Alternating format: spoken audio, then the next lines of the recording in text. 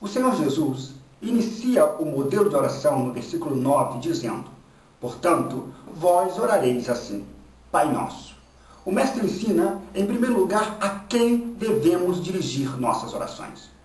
Embora alguns de nós colocamos intermediários para levar as nossas orações até Deus, Jesus nos ensina com a oração do Pai Nosso, que não é aos santos, nem aos anjos, ou alguma criatura entre os homens que temos de nos dirigir, mas sim ao Pai Celestial.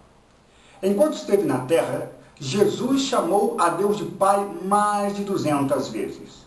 Em suas primeiras palavras registradas no Evangelho de Lucas, no capítulo 2, versículo 49, Jesus elucidou: não sabias que me cumpria estar na casa de meu Pai? Em sua última e triunfante oração registrada no Evangelho de Lucas, capítulo 23, versículo 46, ele proclamou: Pai, nas tuas mãos entrego o meu espírito. Só no Evangelho de João, o Senhor Jesus repetiu este nome 156 vezes. O apóstolo Paulo, em sua primeira epístola a Timóteo, nos relembra o que Cristo ensinou, que não existem outros que possam ser nossos mediadores para interceder por nós diante do Pai. Em sua primeira epístola a Timóteo, capítulo 2, versículo 5, Paulo escreve: porque há um só Deus, e um só mediador entre Deus e os homens, Jesus Cristo, homem. O escritor da epístola aos Hebreus coloca Cristo como um único intercessor eficaz.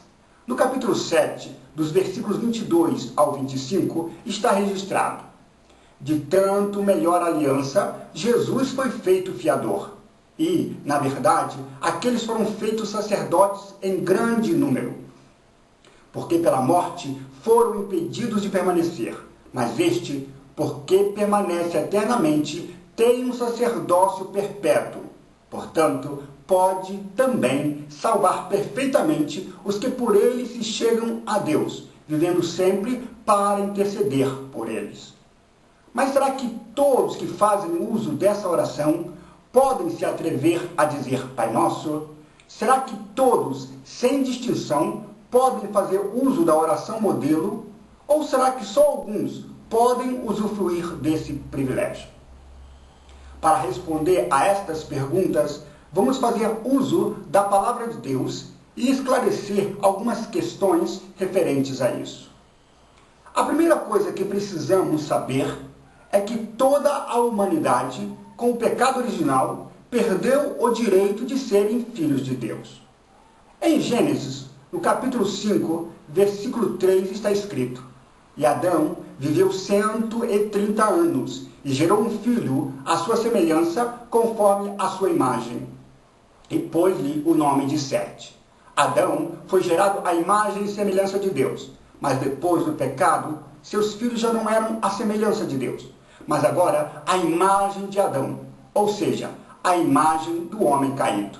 Por herança, haviam sido reputados pecadores, mesmo sem cometerem o mesmo pecado. Podemos confirmar o que estou dizendo em Romanos capítulo 3, versículo 23. Porque todos pecaram e destituídos estão da glória de Deus. Jesus Cristo fala sobre o assunto quando ordena no Evangelho de Marcos, capítulo 16, versículo 15. Disse-lhes: ide por todo o mundo, pregai o Evangelho a toda criatura. A ordem é para que se anuncie o Evangelho às criaturas, ficando explícito que a humanidade não era considerada por Jesus como filhos de Deus. Se observarmos mais minuciosamente o povo que foi eleito por Deus como seus representantes sacerdotais na antiga aliança que Deus tinha com este povo, o povo judeu não ousava se relacionar com Deus de um modo mais íntimo. Na literatura devocional do antigo judaísmo, em lugar algum dessa vasta literatura foi achada a invocação de Deus como Pai. Pai. Uma palavra comum, uma palavra familiar e corriqueira. Nenhum judeu teria ousado tratar Deus dessa maneira. Moisés falou com Deus face a face. Foi até Faraó com a mensagem de Deus que dizia: Israel é meu filho, o meu primogênito. Isso está registrado em Êxodo, capítulo 4, versículo 22. Mas, mesmo assim, Moisés não ousou chamar a Deus de Pai. Na realidade, para chamar a Deus de Pai, é necessário cumprir um requisito essencial, que os discípulos já haviam cumprido: se aproximar de Deus, recebendo a Cristo como Senhor e Salvador de suas vidas, conforme está escrito no Evangelho de João, capítulo 1, versículo 12. Mas a todos quanto o receberam, deu-lhes o poder de serem feitos filhos de Deus, aos que creem no seu nome. Somente em Cristo pode ser cumprida a promessa divina para conosco, que o apóstolo Paulo relembra quando escreve na segunda epístola de Paulo aos Coríntios, capítulo 6, versículo 18. E eu serei para vós pai, e vós sereis para mim filhos e filhas, diz o Senhor Todo-Poderoso. Deixe-me contar uma pequena ilustração acerca do grande evento que se cumpre na vida de uma pessoa para se tornar filho de Deus.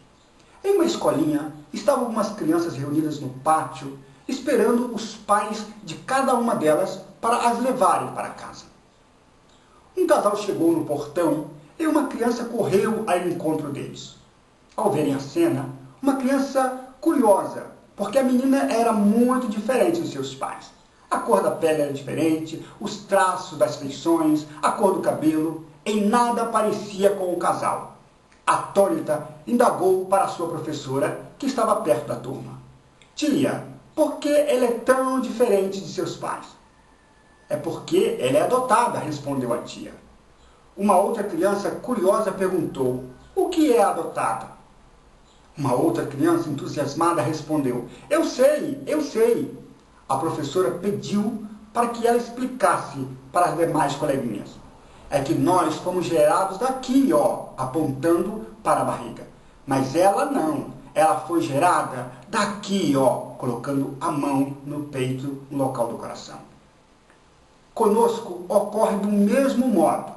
Quando vamos a Cristo, Deus não apenas nos perdoa, como também nos adota. Através de uma série de eventos dramáticos, passamos de órfãos condenados sem nenhuma esperança a filhos adotados, sem qualquer medo. Veja o que acontece. Você chega perante a cadeira de julgamento de Deus, cheio de erros e rebeliões.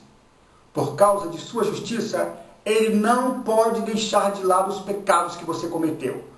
Mas por causa de seu amor, Ele não pode deixar você de lado.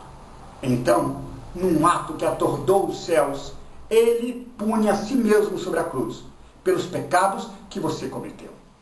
A justiça e o amor de Deus são igualmente honrados, e você, criação de Deus, é perdoado. Entretanto, a história não termina com o perdão de Deus. Recebemos um outro presente para o testemunho de termos sido aceitos como filhos de Deus. Assim, como perante a justiça é necessário que os pais adotivos assinem um documento que atesta a adoção de uma criança para que faça parte de sua família, assim também o desejo de fazer parte dessa família divina precisará ter um testemunho a favor dessa adoção. O amor de Deus se manifesta na vida do pecador arrependido. Deus adotou-nos. Deus procurou você.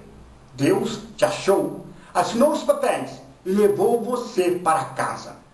A confirmação de todo esse processo vem através de receber o Espírito de Deus em nossas vidas, conforme está escrito em Romanos capítulo 8, versículo 15. Porque não recebeste o espírito de escravidão para outra vez estardes em temor, mas recebestes o espírito de adoção de filhos, pelo qual clamamos: Abba, Pai. Observe que o apóstolo Paulo, nesse texto, usa a expressão Abba, que é uma representação do aramaico. É uma forma íntima de um filho chamar seu pai. Para nós, hoje, provavelmente seria assim esse versículo.